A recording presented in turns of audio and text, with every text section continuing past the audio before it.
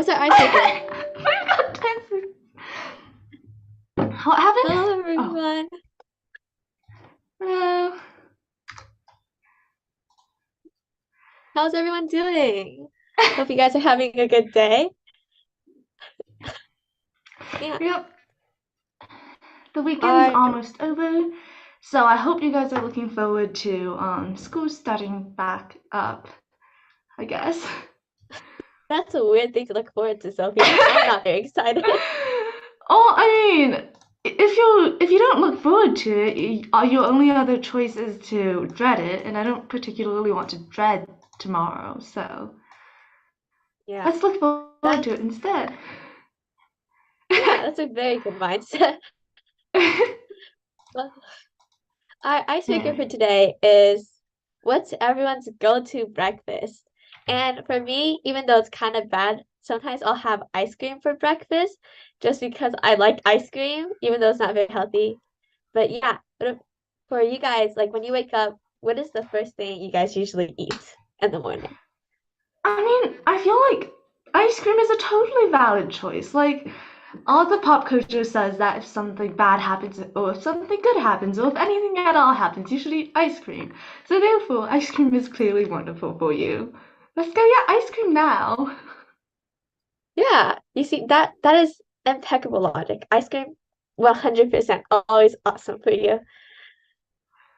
You know what's even better than ice cream though? What? Ice cream on other things, like ice cream on something that's already good. For example, ice cream on waffles. Yes. 100% agree with you here. There's this place next to my house called The Spot, and then there's like it's like a food chain market, and inside there's a store that sells like these really fancy waffle ice creams, like these bubble waffle ice creams, and they're so good. Like you just rip off a bubble and you dip it in ice cream. Absolutely fantastic. That sounds so nice. Now you're just making me hungry even though I just ate. What did you have for dinner? Ooh, it was something really nice. It was, okay, I'm going to go off on a really long tangent that doesn't really have much to do with my dinner, and then I'll get back to my dinner, okay? So, um, I've been trying to learn how to cook from my mom, except half the time I don't actually show up to help her. And today she dragged me off to help make some like cone things where she like makes I think she like made a bunch of cone somehow made it like she put it in water and boiled it. I don't remember what the word for that is. Anyway, and then she like made a round biscuit out of the cone, which doesn't sound particularly good because it sounds far too healthy, but it is actually quite good. And then she also made like corn tossed into oil and then fried, doesn't which sounds better, but it also sounds too healthy. But anyway, they Mm. were both very good. Yeah, that sounds amazing. For my dinner today, I ended up having some rice and I made these potatoes. I made these like smashed potatoes, but after, which is like you boil potatoes and then you smash them and you bake them for a little bit. But then after I smashed the potatoes, they like completely shattered. So it looked like a hash brown instead. Alex says that omelets and pancakes are their favorite. I agree with you there, but omelets are so tedious to make. Which is why whenever you go to a buffet or like anywhere where they make breakfast for you, you always have to get the omelets. So true. I love hotel breakfasts. Like, I don't know Mm-hmm. why, but something about them just makes me so happy. And I went to a camp a while ago, and the only thing I looked forward to in terms of food at that camp was their breakfast. That is legit because like you can't really mess up breakfast, and I don't actually. Most of the breakfasts I eat at home aren't actually like the type of food at hotel breakfasts. Like hotel breakfasts have like nice muffins and croissants and like sausage, bacon, and all these stuff. And usually we have like um a lot of more Asian dishes, which are really delicious as well, but they're Oh, just different. On the topic of smashed potatoes looking at like hash browns, my mom made some mooncakes recently, and like usually her mooncakes turn out really pretty, and but this time they somehow turned out really squished, and like half of them were Oh, like split open. But it's okay, they still taste really good. yes. That's all that matters. As long as it tastes good, that is the looks don't really matter. And yeah, well, I think it's time we start on some math. So let's take a look at our first question for today, which Okay. is a rectangular prism with whole number side lanes has two faces with areas 12 and 21. What is the smallest possible volume of the rectangular prism? Okay, so we have a rectangular prism. It looks something like this. And it has three side lanes, A, B, and C. And we know that for two of the faces, one of them has area 12 and one of them has area 21. So let's just say AB has 12 and AC has 21. And now we're looking for the smallest possible volume of the figure. And so what we're really trying to do is we're trying to minimize the number ABC.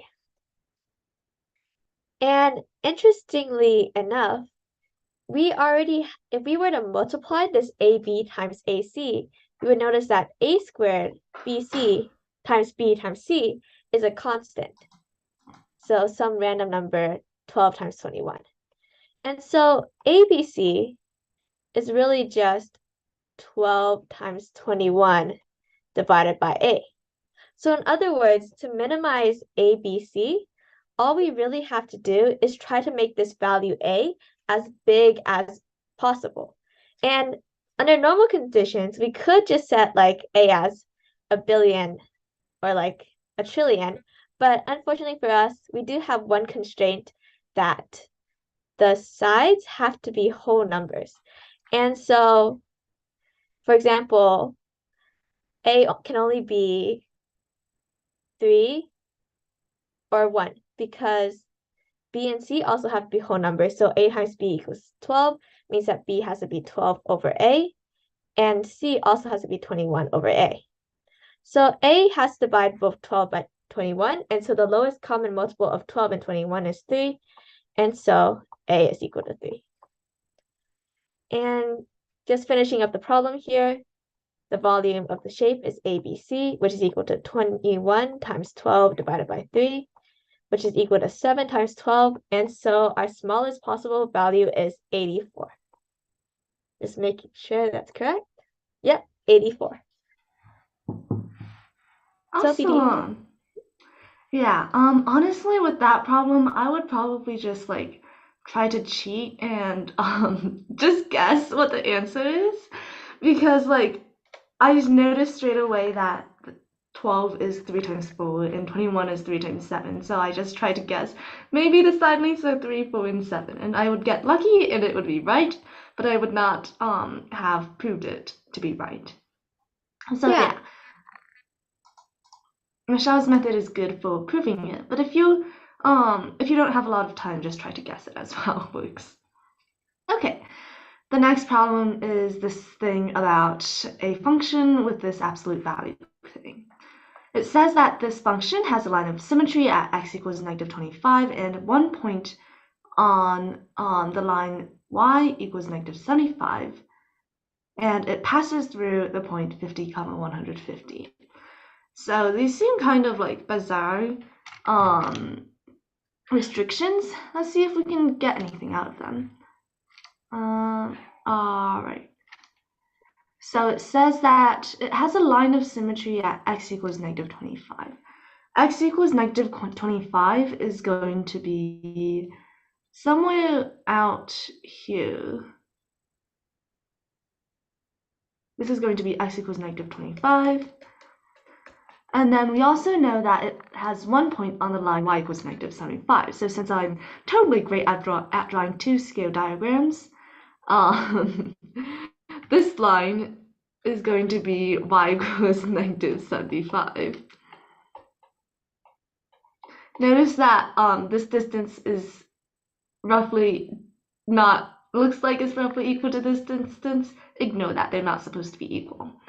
Okay, so we'll next show that only one point is actually on y equals negative 75.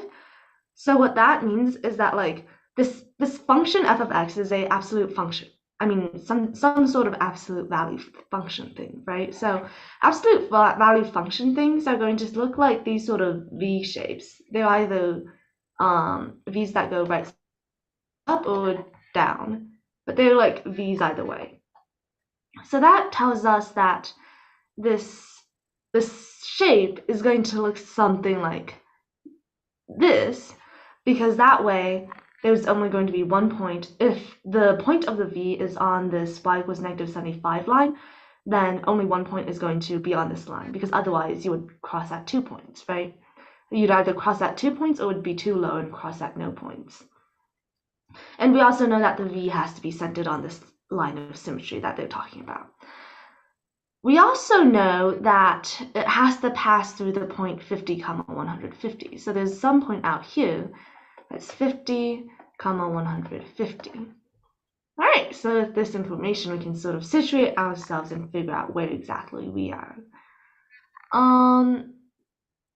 And we know that there's also this point, negative 25, negative 75. Essentially, what you can do is h comma k is going to be this vertex point down here, because this sort of pointy point here happens when this x minus h is equal to 0, right? So when x minus h equals 0, x equals h. So that tells you that h is equal to negative 25. And you also know that when x is equal to 0, this entire f of x equals a times x minus h. This entire part here is going to be equal to 0, so we're just left with this k, which tells us that k is equal to negative 75. And that's sort of how you can figure out like where the vertex is from an equation, even if you don't remember what the actual equation is. All right, so then you have h equals negative 25, k equals negative 75. All that's left to do is figure out what this a is equal to. How do we figure that out? Well, we have, we can just plug it in. So we've got a times x minus h is x plus 25, and then minus 75. This goes through the point 50, 150. So 50, 150. That tells you that a absolute value of 50 plus 25 minus 75, absolute value there. A times 50 plus 25 minus 75 is equal to 150. So 75 times A, because this 50 plus 25 is positive. So 75 times minus 75 equals 150, which means that 75A equals 150 plus 75. Notice that 150 is 2 times 75 and 75 is 1 times 75. So if you divide both sides by 75, you get A equals 3. With that, we can just plug negative 125 into this equation to get A times, what did I say H was? A is equal to 3. So we can say that A times x minus h plus k, this is equal to, when you have 3 times negative 125 plus 25 minus 75. And this is going to be equal to 3 times 100 minus 75, which is going to be equal to 225.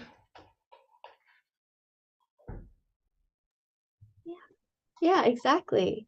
I love the way Sophie just did that problem.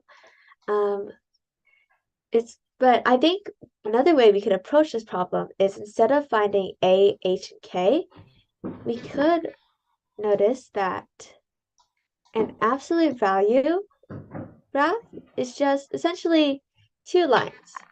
It's a line, it's this line on the left here, so this one, and this line on the right here. And we were given 2 points on the right side of the graph. And we were asked to find a point on the left side of the graph.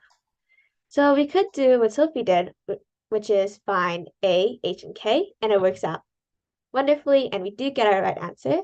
But another thing we could do is we could realize that because there is that line of symmetry at x equals negative 25, the value of f equals negative 125 is just going to be equal to f of 75.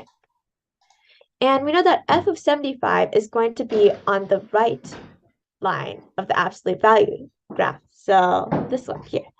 And we were already given 2 points on that line. And so once we have 2 points on a line, we can find the other one using a variety of methods like just finding the formula of the line or just looking at slopes. Yeah. And now on to our next question, which asks, how many ways are there to fit two identical 3x1 rectangular tiles? So we have two of these, one 2x1 rectangular tile, so one of this, and then one 1x1 square tile entirely within a 3x3 square, such that no two tiles overlap and rotations and reflections of arrangements are considered distinct. So normally when we're placing tiles into like a big chunk of space, I typically like to place the bigger ones first, simply because I feel like once you place, it's a lot harder to place the bigger ones after you've placed the smaller ones because they just take up more room and they have more restrictions. So let's first take a look at the bigger ones. There are there are three kinds of situations we could place them in. We could place them both vertically like this. We could place them both horizontally, or we could place one vertically and one horizontally. Now, starting from bottom to up, if we look at the case where we're placing one horizontally and one vertically, this actually isn't possible on our 3x3 grid because once I placed one vertically, so like let's say I place it here, I can no longer place the other horizontal one without it then intersecting with the vertical one. And so this isn't a valid option. And now looking at our other two options, in a way, they're kind of the same. They're kind of as, once I've like, if I were to think about placing the two vertical blocks, if I were to rotate them like by 90 degrees, I would get my two horizontal blocks. So if I can count the number of ways I can place these blocks where my 3x1s are vertical, it's going to be the same as the number of ways I can place these two blocks 3x1, these two horizontal 3x1 blocks.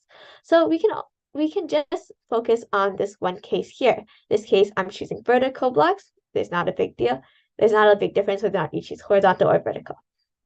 So if I'm placing my two vertical blocks first, I have three choices for where I place the first one. So I can place it here, or I can place it here, or I can place it here. Let's just say I place it in that first column. And then I have two choices afterwards where I place the second 3x1 block. So that's two more choices. So maybe I can place it here. But notice how these 3x1 blocks are identical. So let's say I place my first block in A and then place my second block in B. This is the same thing as placing my first block in B and then my second block in A. So we divide by 2. So in total, the number of ways to place down those 3x1 blocks is 3. And now let's think about our two other blocks, our 1x2 block and our 1x1 block. Well, since there are only 3 spots left, there are only 2 things we can do. We can place our 1x2 block here and our 1x1 block here, or we can place our 1x1 block here and our 2x2 block here. So we have 2 options for that. And so the number of ways to place these tiles for when the 3x1 blocks are vertical is 6. And because of that like symmetry that we kind of talked about earlier, where if I've already placed them such that they're vertical and then like just rotate them 90 degrees, it's the same thing as placing them horizontally. For the horizontal case, there are also 6 options. And so in total, there are 12 ways to make arrangements of these blocks.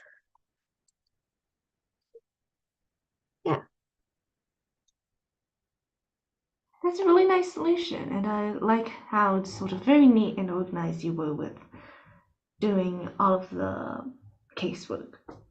I would basically do the exact same thing, though I probably thought, or I would think of these like 3 things, or I would sort of think of this as separating it into 3 sections, where one section is this vertical, well, a 3x1 section, another one is another 3x1 section, and another one is the other 2 leftovers, and then try to arrange those. But it's basically the same thing.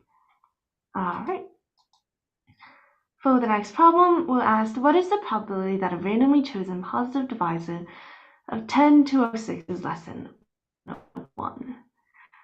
Alright, so in order to do this problem, we have to first figure out what 10 to 06, what the prime factorization of 10 to 06 is. So you guys can watch as I suffer and try to do that. Notice that 1 plus 2 plus 6 is 9, so we know this is a multiple of 9. So this is going to be equal to, let's divide 9 out to get 3 squared times 1, 1, 3, 4, I believe. Notice that 1134 is still a multiple of 9. So let's divide 9 out because 1 plus 1 plus 3 plus 4 is also 9. So dividing 9 out, we get 3 squared times 1, 2, 6. Now, 6 plus 2 plus 1 is still a multiple of 9. So dividing 9 out, we get 3 squared times 14. And at this point, it becomes 3 squared times, well, 14 is just 2 times 7. So that tells us 10 to 06 is equal to 3 to the 6 times 2 times 7. All right. So now we want to know what the probability that a randomly chosen divisor is less than 101. Well, we can basically just count this at this point. Let's simplify it into simplify it into the cases of how many powers of 3 divide the factor in question. So what I mean by that is like the ones that divide 3 to the 0 are going to be 1, 1, 2, 7, and 14. 3 to the 1, it's just 3 times all of these. So 3, 6, 21, and 42. 3 squared, we've got 9, 18, 63, and then this is too big because it's like 126. 3 cubed, multiplying everything by 3 once again, we've got 27, 54, and x. 3 to the 4th, we've got 81. So this is 4 plus 4 plus 3 plus 2 plus 1 is 14, I think. So there's 14 less than 101. And now we need to count how many total factors there are. So 10 to 06 has, the way you figure out how many total factors there are of a function of a number is you look at the exponents and then you add 1, or you look at each exponent and then you add 1 and multiply them all. The reason for that is you can sort of list out, or you can sort of get all of the factors of something. So 10 to 06, by looking at this. So if you have 1 plus 3 squared plus so on plus 3 to the 6 times, what was it, times 1 plus 2 times 1 plus 7. Basically, look at all of the powers up to that number. And then every time, when you like sort of expand this out, you're going to get like exponent of 3 that's less than an exponent of 3 less than 3 to the 6 times an exponent of 2 less than 2 times an exponent of 7 less than 7 or less than or equal to 7. And so each of these numbers, when you expand them out, is actually going to be a factor of 10 to 06, right? For example, if you want the factor 3 cubed times 2 times 3 cubed times 2, then you just take 3 cubed over here times 2 times 1, and then that gives you a factor of 10 to 06. So if you multiply this out, you would get the sum of the factors of 10 to 06. And if you want the number of factors of 10 to 06, just count the number of numbers that you would get from this expanded thing. So there's 7 options to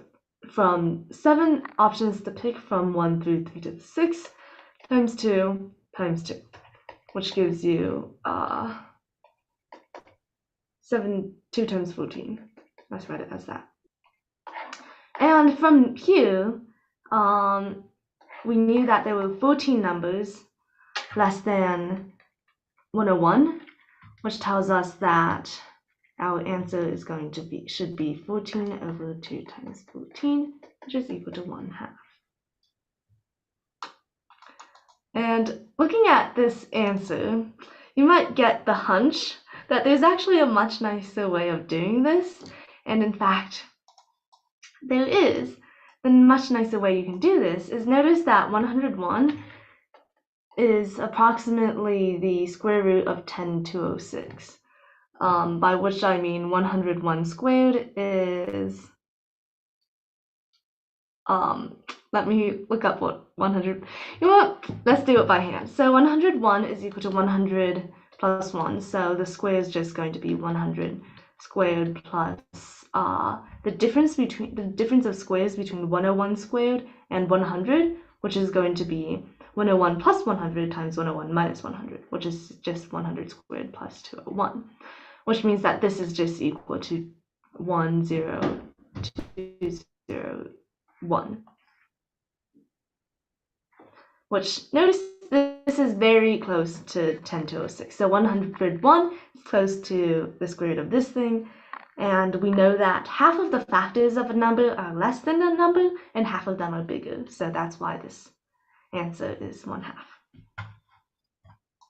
Oh, that's really, really neat. I definitely did not see the 101 squared trick at first. I only realized it after the answer happened to be 1/2. I was like, wait a second.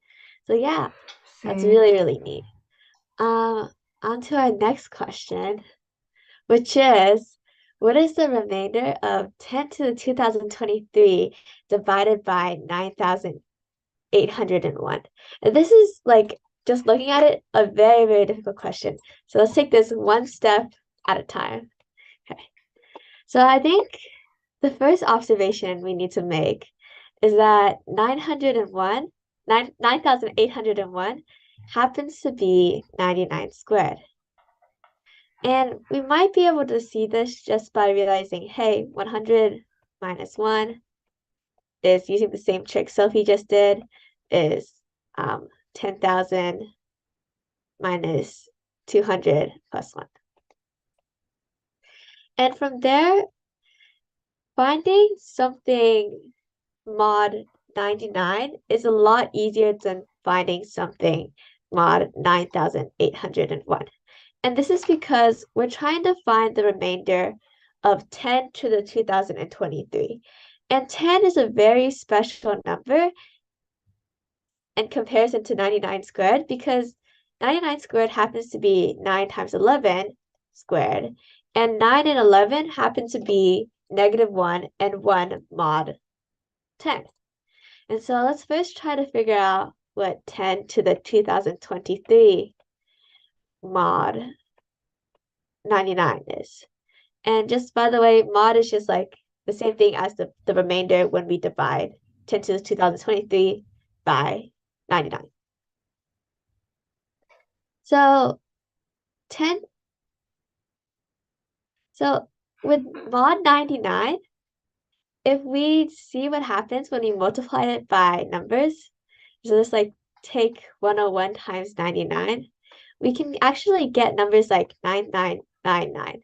I'm very sorry for the explanation. I'm trying to make this as intuitive as possible, even though this is not a very intuitive question for me. And yeah. And so if we have a number like 99999, it is actually divisible by 99 because you can just write it as 10101. And so 10 to the 2023, if we were to subtract that by 10, we would get 10 to the 10. If we were to subtract it by 10, we would get 9999, a whole bunch of nines, and then 9, and then a 0, and plus 10. And in this 99999, a lot of nines, and then a 0, there are actually 2022 nines. And so this big number is actually equal to 0 mod 99. And so all that's left is this plus 10. And so we get that 10 to the 2023 is equal to 10 mod 99. Okay, I am running out of room, so I'm going to move on to the next page. So we got that 10 to the 2023 is equal to this 9999 kind of thing plus 10. And we found out that this 9999990 thing was divisible by 99. And so if we divide this by 99, we actually get 99 times 101010, etc., plus 10. And so to find this number mod 9801, what we have to do is we have to now find the remain we have to now find this 101010, etc., mod 99, where this 101010 has 1011 ones and 1011 zeros. And what we do know about this is that it has a factor of 10 in it. And we know that that factor of 10 is not going to change whether or not our number mod 99, because 2 and 5 do not share any factors with 3 and 11. So we can go ahead and factor that out and get 10 10 10, etc. 1 plus 10 with 1011 ones. And this is just equal to 10 to the 1010 plus 10. Oh, sorry. This is equal to 100 to the 1010 plus 100 to the 1009 all the way to 100 to the 0th power. And this is just and we just need to find this mod 99. But remember what I said about 99s and 100s? What's nice about them is that 100 is 1 mod 99. And so all of these individual thingies are just going to be 1 raised to some big power, which also happens to be 1.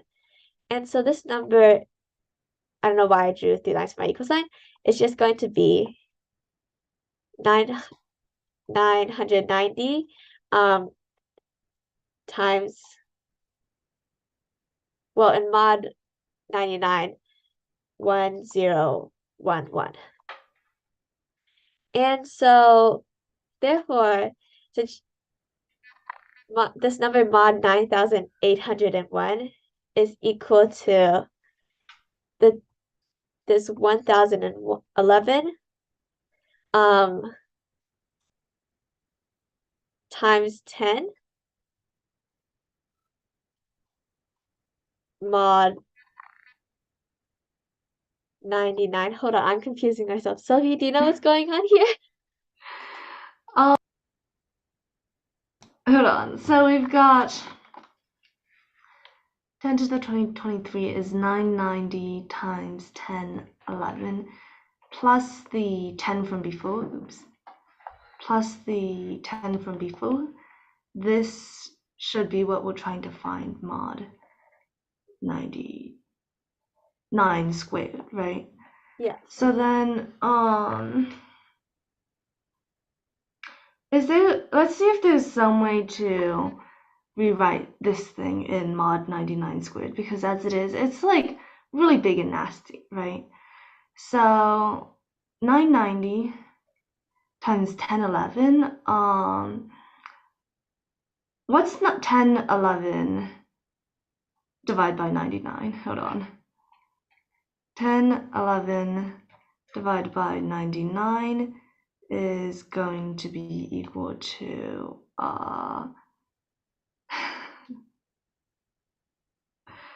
there's a 1 and then that's 21, so 10 plus 21 over 99, right? Yeah, I think so. Yeah, that's right. Okay. So 990 times 1011 is 990 times 10 times 99 plus 21 and then plus 10. So then let me delete that. Then what we've got is 990 times that. We want this in terms of mod 99 squared. So 990 times 10 to the 99, this is going to cancel out. And what we're left with is going to be 990 times 21 plus 10. Which is 99 times 210 plus 10. I guess we can pull the same trick here and try to figure out how many 99s divide 21. So, sorry, how many 99s divide 210? So 210 should be equal to 2 times 99 plus 12, right? Uh-huh. So this is going to be equal to 99 times 2 times 99 plus 12 plus 10, which is equal to, once again, because this is mod 99 squared, I should probably write that somewhere. Since we're doing mod 99 squared, 99 and 2 times 99 cancel out again, so we've got 99 times 12 plus 10. 99 times 12 plus 10, we can figure out what that is, because 99 is 100 minus 1, so that's just going to be 1200 minus 12 and then plus 10, which is equal to 1200 minus 2 is 1198. Yeah, I think that's the right answer. Awesome job. This is very confusing for me. Yeah. So I think to just kind of recap the kind of like large mess of numbers, what we did to find the remainder of 10 to the 2023 divided by 9,801 was we first found this 10 to the 2023 mod 99, and we discovered that it was some very big number that was divisible by 99 plus 10. So in this case, it was this number right here. And after that, we tried to find this number, mod 99,801. But what's nice about this number is that because it was already divisible by 99, we just factored out a 99 from it, and we found this 101010 large number. And we were able to write that in terms of 100 to the something plus 100 to the something plus 100 to the something.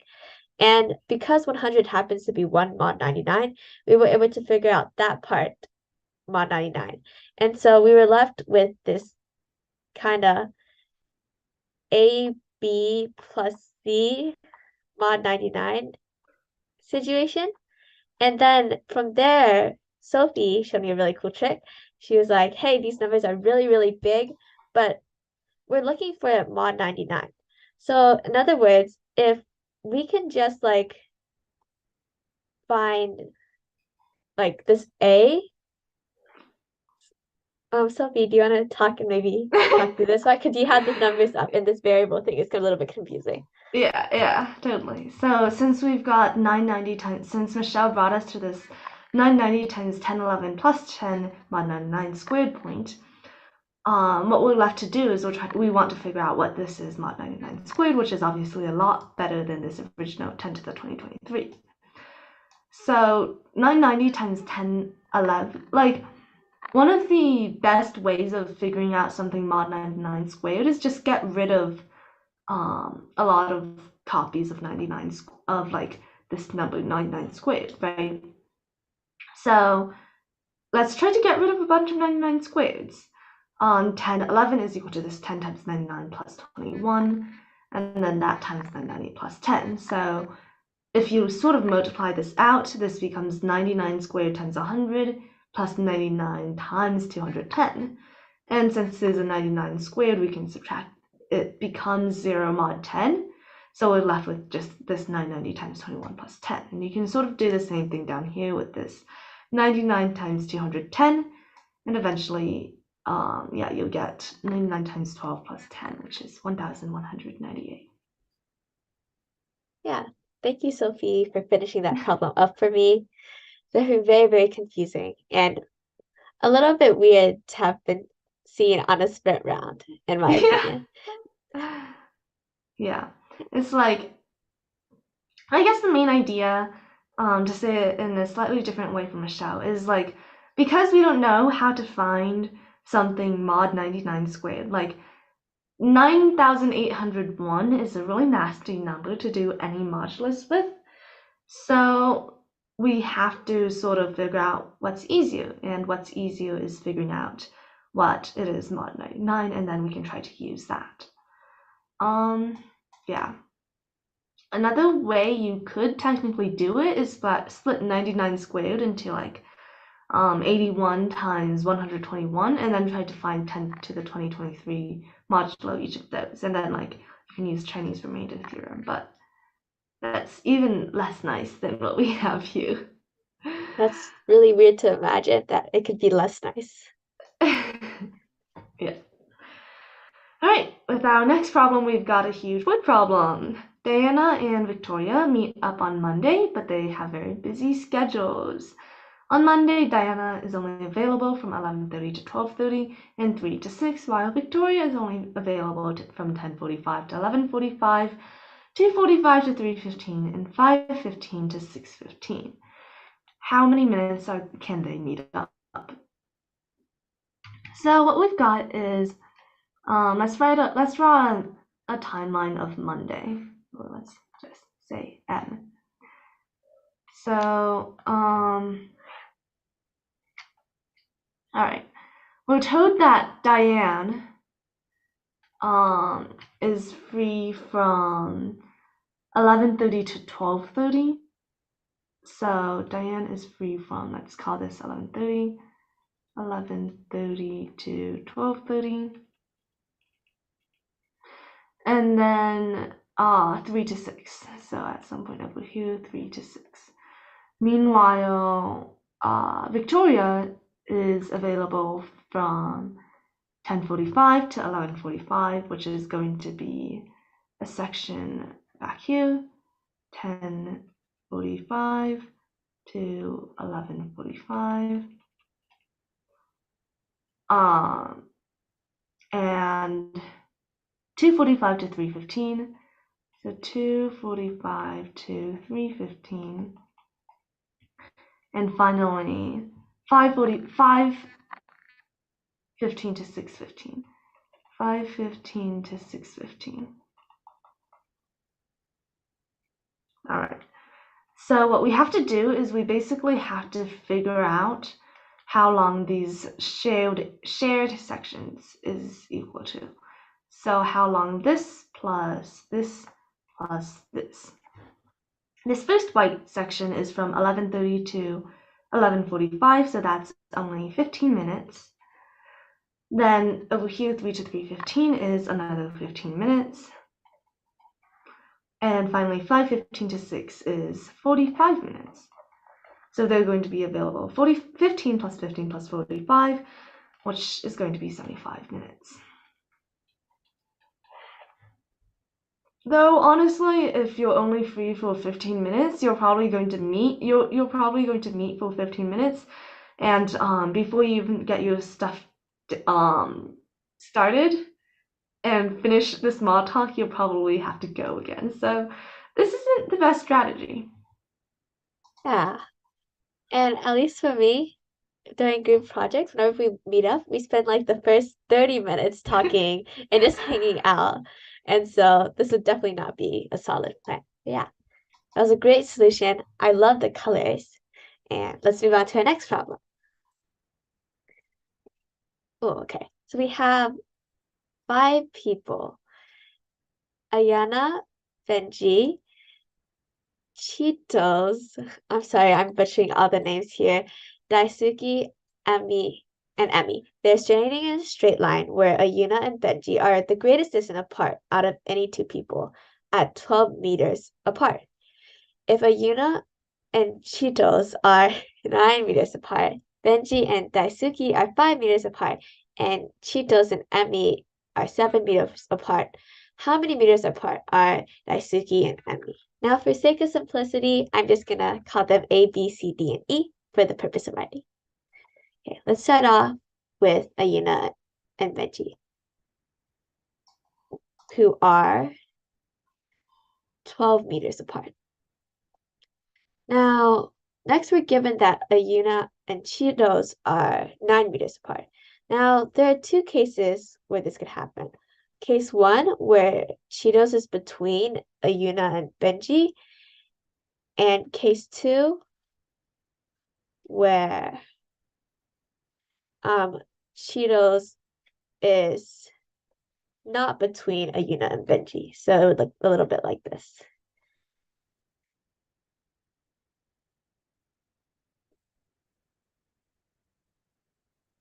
Now, for case 2, we have to keep in mind that we're given that the distance between Ayuna and Benji are the greatest distance apart out of any 2 people. And if Cheetos was standing not between Ayuna and Benji, then the distance between Cheetos and Benji is actually greater than the distance between Ayuna and Benji. And so this case 2 is not possible. And so Cheetos is between Ayuna and Benji. Okay, moving on to our next condition. Benji and Daisuke are 5 meters apart. And again, we have 2 cases. We have the case where Daisuke is standing in between Ayuna and Benji, and the case where Benji is standing between Ayuna and Daisuke. But by the same reasoning as before, Daisuke cannot be standing Benji cannot be standing between Ayuna and Daisuke because that means Ayuna and Benji would not be the greatest distance apart. And so Daisuke is standing in between them here. And finally, we're given that Cheetos and Emmy are 7 meters apart. And again, we have 2 cases. One where Emmy is between Ayuna and Cheetos, and the other case where Benji is between Cheetos and Emmy. But because, again, Ayuna and Benji are standing the greatest distance apart, Emmy has to be between Cheetos. Emmy has to be in between Cheetos and Ayuna. And now we're asked to find the distance between And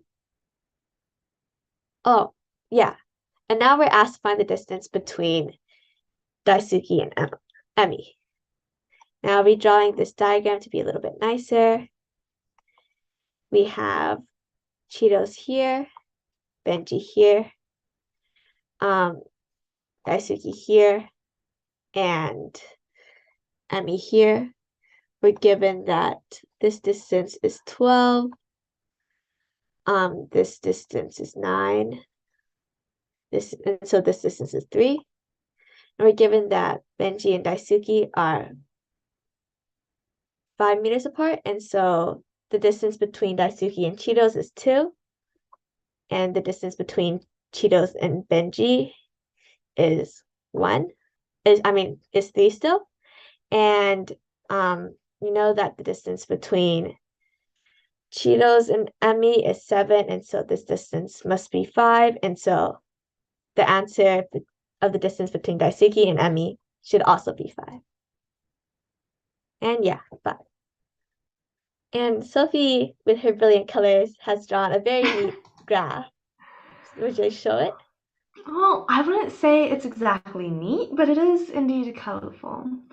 Yeah, I would do it exactly the same way you did, and you explained like the logic of why these people have to be on the inside very well. I've always liked to laugh at how boring math problem names, like the names in math problems are. Like it's like a bunch of bobs and stuff like that. But then when they actually make it interesting, I can't pronounce it. So I think I'd probably prefer it to be boring. All right. Yes. With this next problem, we've got something that doesn't seem very solvable because it says there's two odd whole numbers with 3 and 4 positive divisors.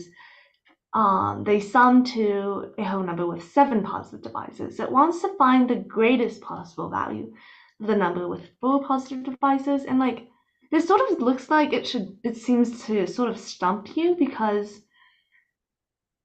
like these numbers can be however big we want, right? Maybe they just don't have a lot of divisors, but they're really big, so how do we figure out what the greatest possible value is? However, there's one thing we want to notice, and that's sort of a string of deductions that we want to notice, and that's it says that the two numbers are odd, right? So the sum has to be even. So this 7 divisors, this has to be even. And for the 7 dividers thing to be even, that tells you that, well, a number with 7 divisors has to be a prime power, right? Because 7 is odd, and we know that the number of factors of like p to the p1 to the e1 times p2 to the e2, this is equal to e1 plus 1 times e2 plus 2, right? Sorry, e2 plus 1, which was something we discussed in the previous problem. So, if it's equal to e1 plus 1 times e2 plus 1, and they multiply to 7, which is prime, that means that basically the prime factorization can only have one prime, if that makes sense. So that tells you that this must be an even prime power, and since it's 7, it's an even prime power of 6. The only even prime is 2, so that means that this number actually has to be 2 to the 6. So what this problem amounts to is we're told that 2 to the 6 is actually going to be equal to something with 3 factors, plus something with 4 factors. Factors. This is terrible mathematical notation, and don't write anything like this, but I think you can understand what I mean. So we want to figure out the greatest, maximize this number basically, because we want the greatest possible value of the one with 4 positive divisors. So this thing needs to be maximized. Notice that 3 factors is also prime. So we can use the same logic as the logic up here to figure out that this number that has 3 factors must be a prime power. And since 3 minus 1 is 2, this must be a square number. So what we've got is some sort of square number, and it also has to be odd because both of these numbers are odd, right? So we've got this odd square number, and since we want to maximize this number with 4 factors, we want to minimize this odd square number. So let's just try some numbers. The smallest odd square number is actually going to be 3 squared, right? So that's equal to 9. By the way, 2 to the 6 is equal to 64, which you know because of the game 2048. Anyway. So 3 squared equals 9, which means that if you've got 3 squared equals 9, then this odd factor would have to be, sorry, this full factor number would have to be 64 minus 9, which is equal to 55. Notice that 55 is equal to 5 times 11. And 5 times 11 has full factors because using the same formula from above, you've got this is 5 to the 1 and 11 to the 1. So it's going to be 1 plus 1 times 1 plus 1, which is going to be 4. So this 55 is going to be our maximum possible value.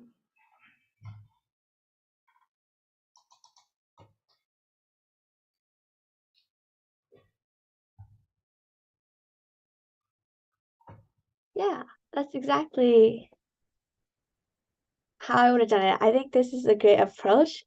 And I think that this question is definitely very hard because you take a look at that condition and you're like, oh my gosh, that could be a whole variety of infinite numbers possible. But I think the key observation is that one, as Sophie said, the sum of two odd numbers is even, and also 7 is a prime number. So that whole number with 7 possible positive divisors has to be 2 to the 6. So awesome job, Sophie. Moving on to our next question, which is, from the vertices of a regular 2023 gon, choose 1011 of the vertices as random without replacement. In how many ways can vertices be chosen such that no chosen vertices is immediately adjacent to another? Notice that rotations are considered distinct. I don't know, but have you guys ever noticed that like this word such that appears so much in math competitions? Like, I don't know why. Like, such that? Anyways.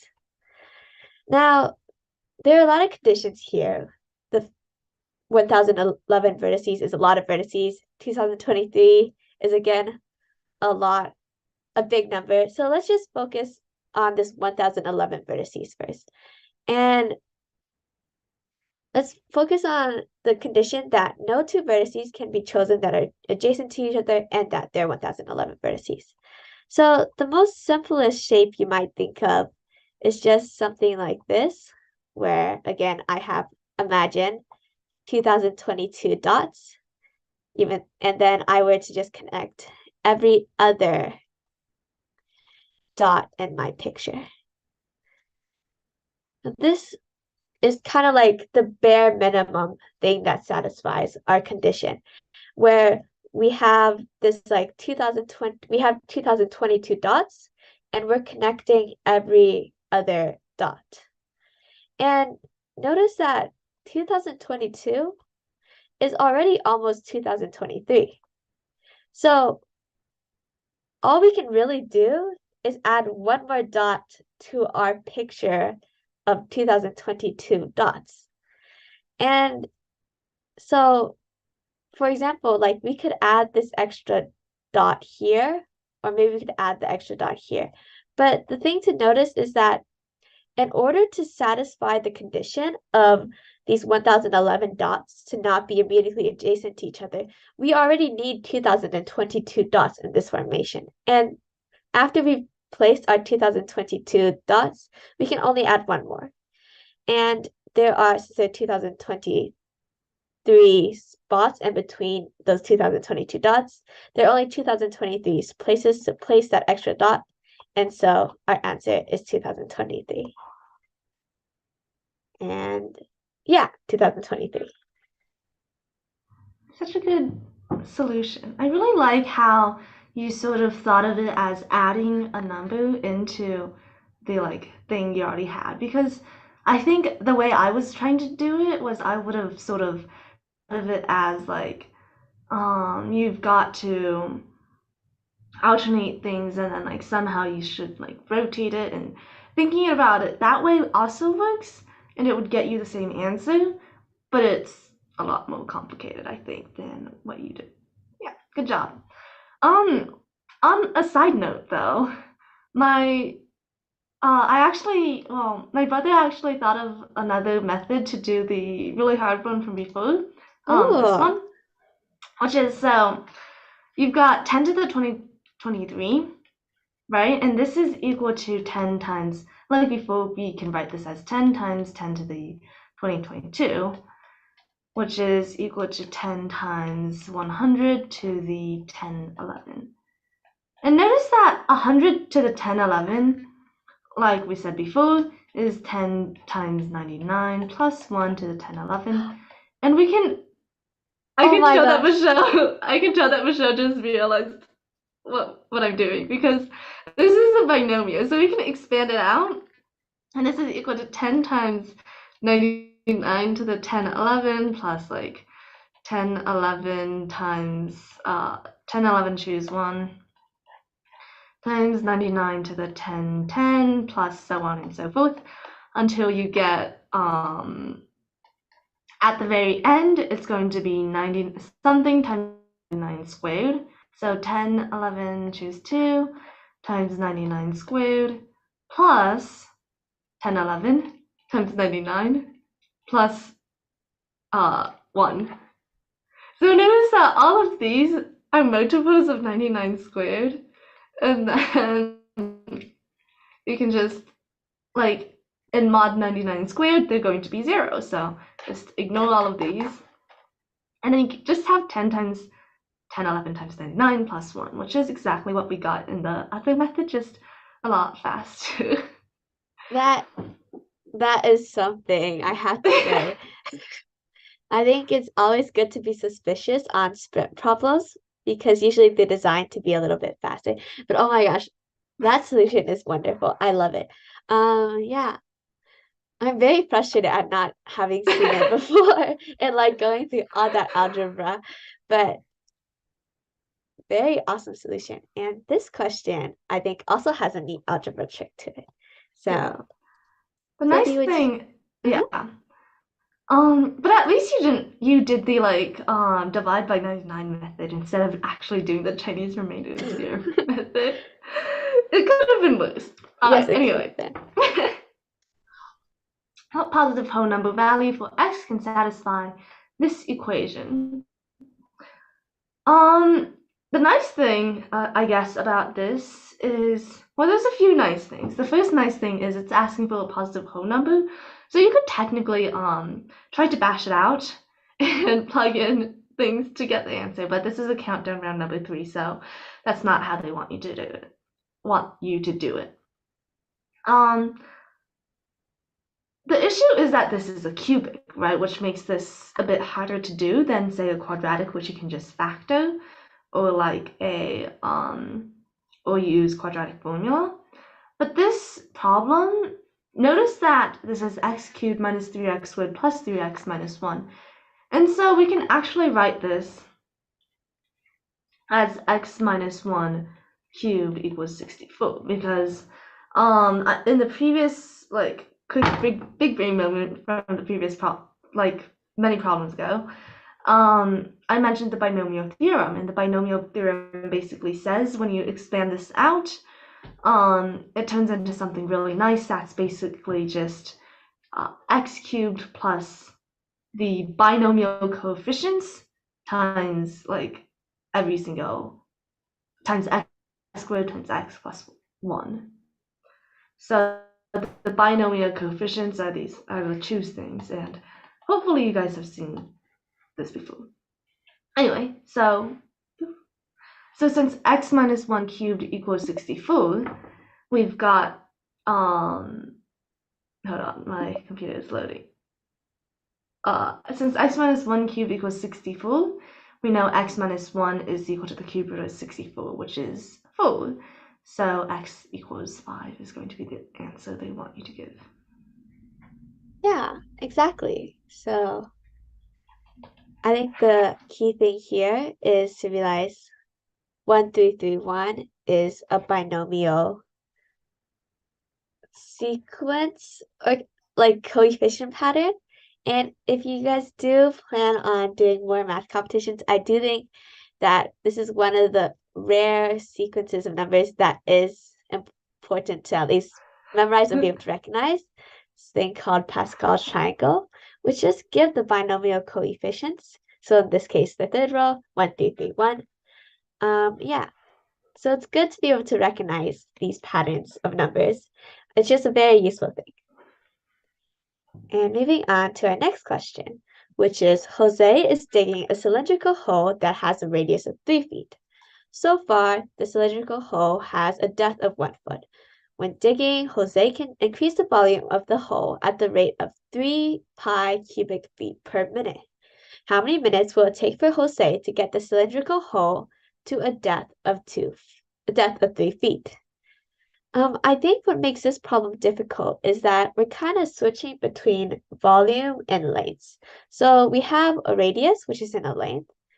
We have a depth, which is in a length. And we're asked to find the number of minutes it'll take for the depth to reach 3 feet. So these are all lengths. But then when asked to find the rate of digging, Jose is actually digging the volume of the hole at a rate of 3 pi per cubic feet per minute. I think the hard part of this problem is realizing, hey, we were talking about lengths, now we're talking about volume, and so things unfortunately change. Yeah. So since the cylindrical hole has already been dug 1 foot, we're basically asking how long will it take for Jose to dig 2 additional feet? And so we have our cylindrical figure with a depth of 2 feet and a radius of 3. And then from there, we can just find the volume of it by doing the formula. Base times height, and since our base is a circle, we get r squared times pi, which is 3 squared times pi, and then times the height, which is 2. So Jose needs to dig 18 pi worth of soil, and he digs at a rate of 3 pi cubic feet per minute. And so we can just divide this 18 pi by 3 pi to figure out that he needs to dig for 6 more minutes until he reaches the bottom of the hole. That's actually really fast digging.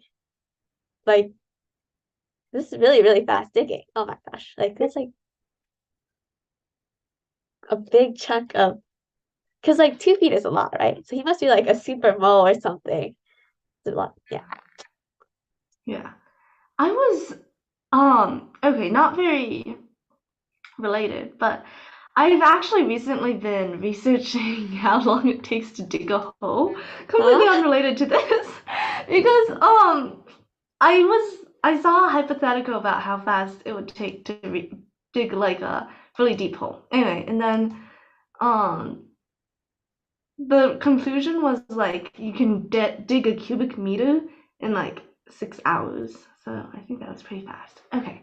Oh, that's very interesting. What is the area of a triangle with side lengths 14, 25, and 25? So since this is an isosceles triangle, actually let's draw it with straight lines.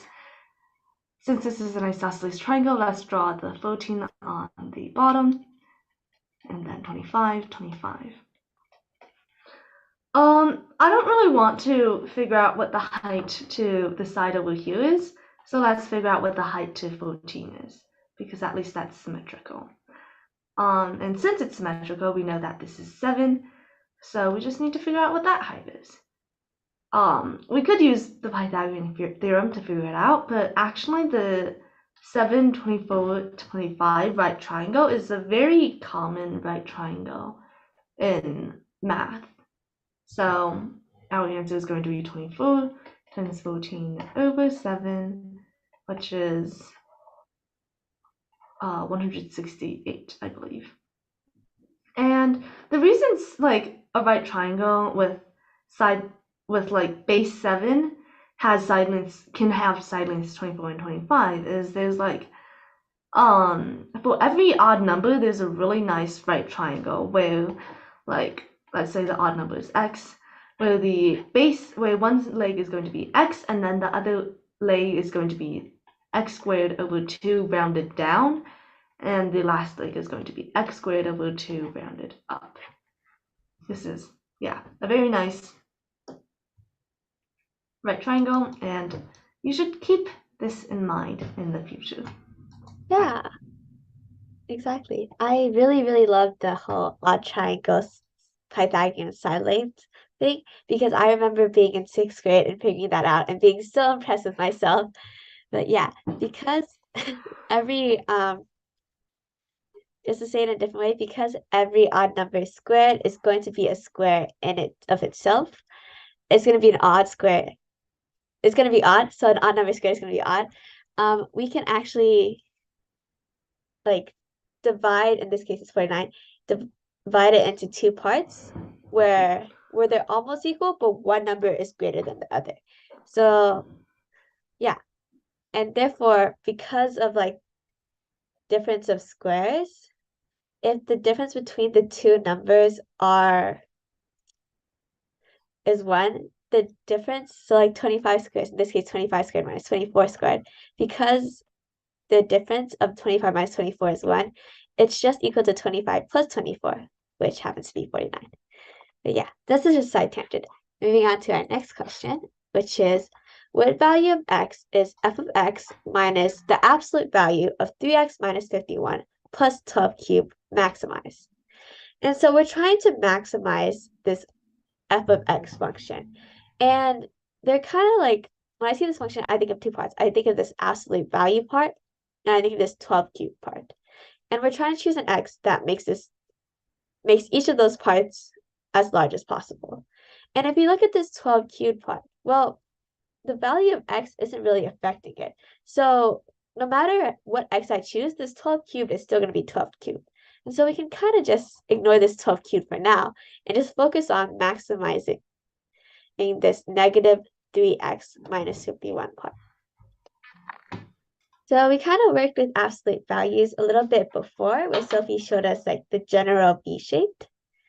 And with absolute values, if I just have like an absolute x minus h or x minus something, it's always going to be positive because the absolute value just means, okay, I'm going to take the positive, the magnitude of that number. So it's always going to be a positive number.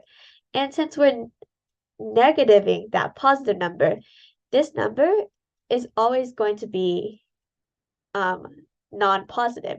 So this number can only be from 0 to negative infinity. Negative infinity. I put the negative backwards. So the smallest, well, the largest possible value of the negative absolute value of the x minus 51 occurs when the thing inside this absolute value is equal to 0. And so we can just solve 3x minus 51 equals 0. So x is equal to 17. So 17 maximizes this f of x expression.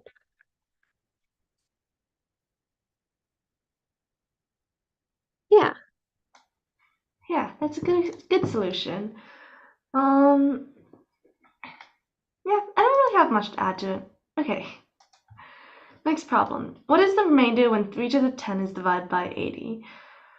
Thankfully, this is a much nicer question than the previous one that involved remainders.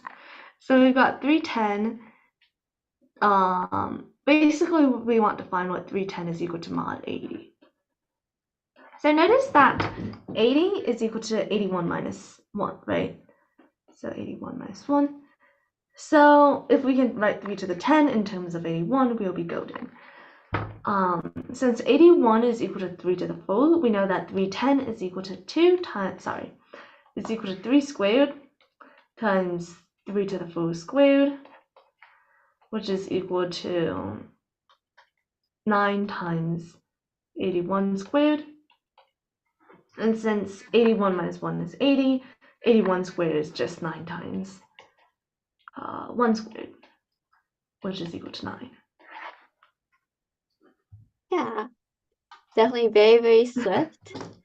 Very, very clean, unlike the other problem. Yeah, exactly. So Sophie just did a wonderful job by noticing that 81 is equal to 3 to the 4th minus 1. And so we can kind of massage this 3 to the 10th number to have as many 81s in it as possible. And we would just get 9 times negative 1 squared, which is just 9. And that brings us to the end of this live solve. thank you guys for joining us today, and we hope you liked it. Thank you so much. I know we went a bit over time, but it was very fun. And we got to